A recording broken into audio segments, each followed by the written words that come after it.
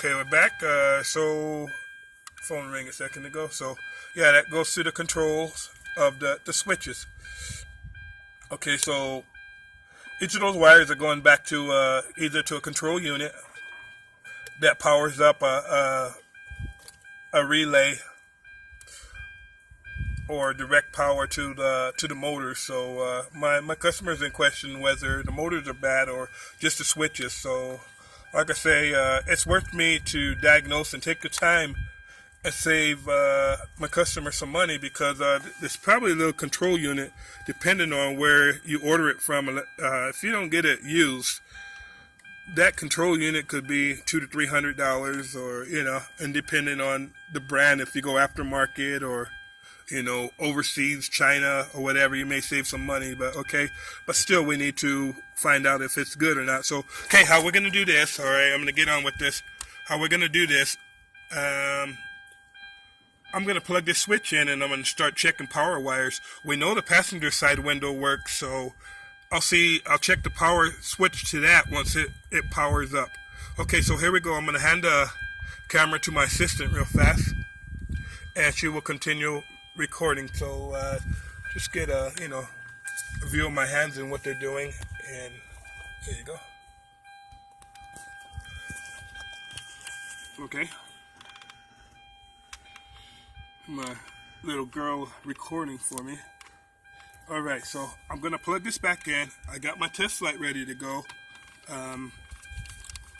Okay, so we know the passenger side window is working. That's the only one working.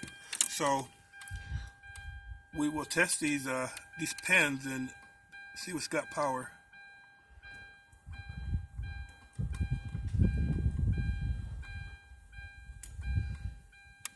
So we got a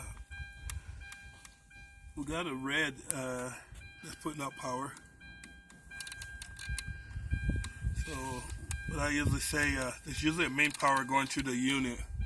That's the red wire there. In this case, it's lights are your friend.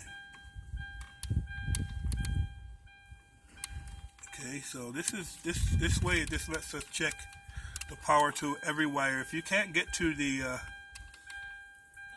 terminal of the wire, the reason these tools are so sharp is that you can poke into the wires. It lets you poke into the insulation of the wire to see if the wire's got power, if the wire's ground. Never try jumping wires, like if you don't know what they go through. If you cross a ground and a positive, you can short out relays, short out mechanisms, short out switches, short out different things. So you want to avoid all that. So as of now, it seems like the unit's got one power wire powering everything up, which is good. So what that means that if I start working switches, so we got a main power going in. So the way that works, if I start pushing these switches on the other side, let's see. Yeah, as you can see, no other windows going down. I know the passenger side. No, the passenger side goes down, so I'm gonna check the switch there. I already have reason to believe that this whole so yeah, just as I said, that one's that powers up by me, and the passenger window's going so that's the up power. That's the up power. I push that switch and the test light lights up. So another one is the down power for that passenger window. Maybe this one. Yep. So they color coded them tan and brown, and that's the passenger side windows. Okay, so there's a black wire here that's probably ground. So I'm going to assume that every thick wire here is to power up the windows, because I say a smaller gauge of wire, which is a thicker wire, that's given usually they're used for power and things.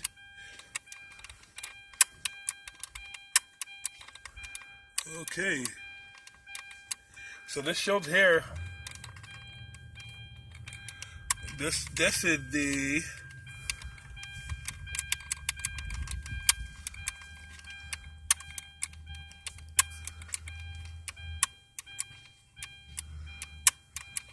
clicking back there. Okay, so that switch is working right there, and that's for the passenger side corner. So it shows here that this switch is working for that. So they're going green and yellow. They got them side by side, which is pretty good.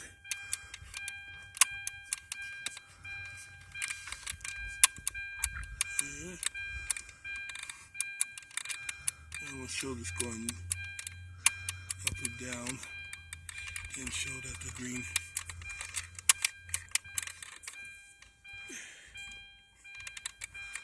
So one of the windows back there that's not working,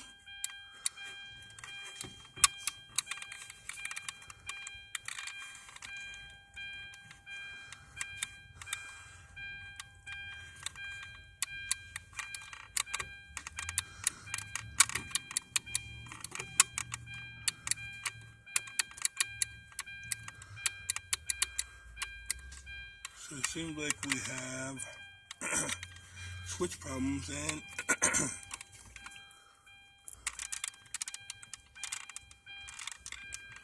red wire here.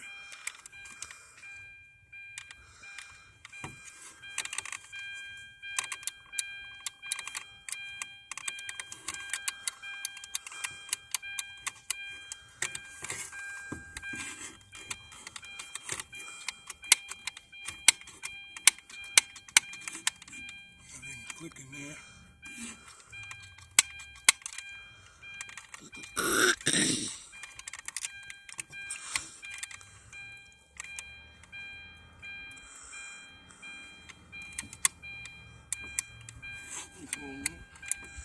That one works. Let's power it up too.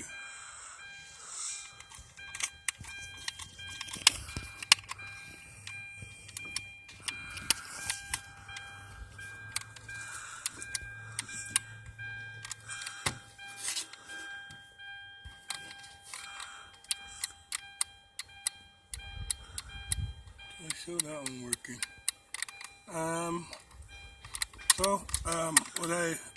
So where I'm gonna start here, the back corner switch shows that it's powering up, but there are a few switches that show that they're not working. Since it's one whole unit, I'm gonna start by replacing this unit, and then we'll go from there.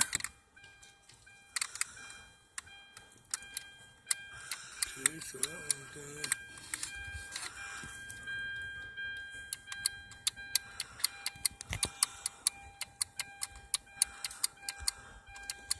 So we have to verify. Okay, so there you have it. I found okay, so what I found that there are a few switches that are burnt on this unit. So the unit is damaged. So I'm gonna have my customer. I'm gonna recommend this unit here. A couple of these switches are working. So what I would go from here, the next thing I do, I take this test light, and that's how you test just about everything. I take this test light.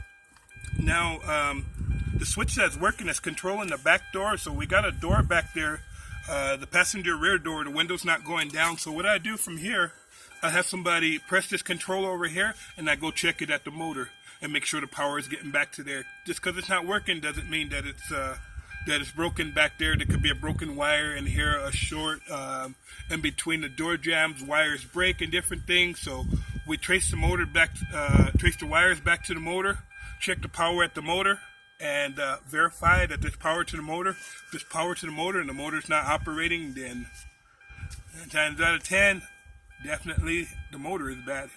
Especially if you're controlling the power over here and the power is going to the back of the motor, but the window's not rolling down. And that there, people, is how you diagnose a window regulator problem or switch problem, which in this case we're going to have probably both, for the different windows. Right now we got 2 windows that are going down. The back window goes down from the switch, and one of the windows don't go down from this switch. So we'll go from there. We're going to replace this switch because observable one of the switches is broken to the driver's door. Thank you for watching. If you have any questions about how to test anything, I got a page on Facebook called Ask the Locals, and I can answer some of your questions there, or you can find me on Facebook, or I'm also the founder of the High Rollers Truck Club in Belen, New Mexico. So like I said, 30 years of mechanics, knowledge is the key. Thank you for watching.